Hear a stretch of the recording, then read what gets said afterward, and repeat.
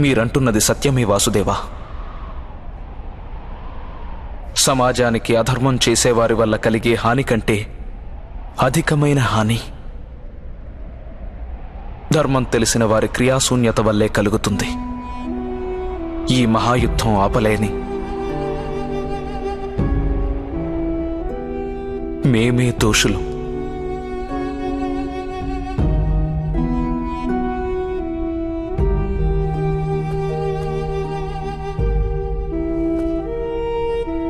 ఇప్పుడు సమయం ఆసన్నమైంది రాధయ్య.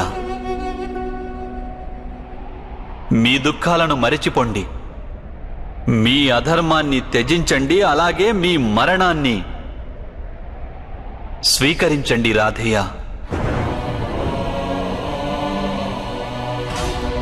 ఇందులోనే సమాజంతో పాటు మీ శ్రేయస్సు కూడా ఉంది రాధయ్య.